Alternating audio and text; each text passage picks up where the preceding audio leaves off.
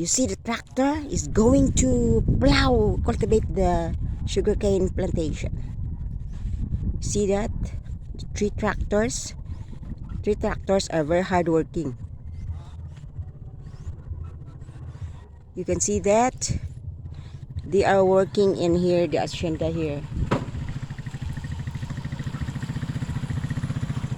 This helps the cultivation of the sugarcane. That one, cultivate it, but already planted that side.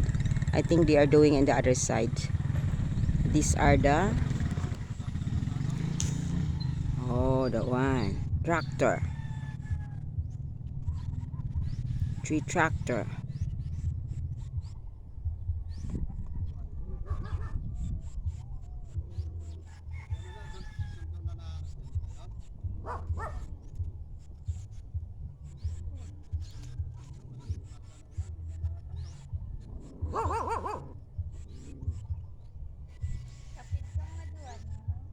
Wow, Doogie, is that your twins?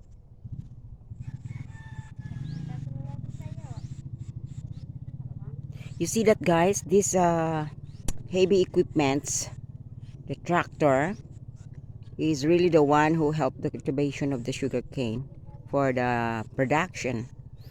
It's really very helpful to shenderos or to the planters because the sugarcane is a main source of living here in our place. In this place, it has a lot of area of the sugarcane, and this time is a cultivation season. Just harvest only, and then now they are cultivating again for the next season. I think the next season is on December or going or October. It's like that. Nowadays, I know that the price of sugar is very expensive, and also these hacienderos or the planters can helps also for the people, because the people have their work or they have the job every day, so they have the pay for their living. It's like that. So you see, imagine the large area of the sugarcane. Actually, this is only nearby our house.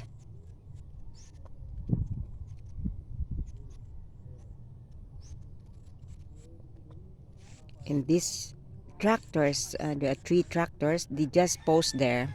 They just have the rest because I think they are eating the breakfast. And later they will do again. As what you had see on my previous videos, I have the video that the tractor is doing on the sugarcane plantation, is plowing and doing the, you know, they are doing fine the sugar for the planting. It's like that. So okay guys, thanks for watching. This is LaserShorne, your blogger. Thank you so much for watching, and you watch up for my next video. Thank you so much for your support. Keep on watching. I love you all and God bless. Bye bye for now.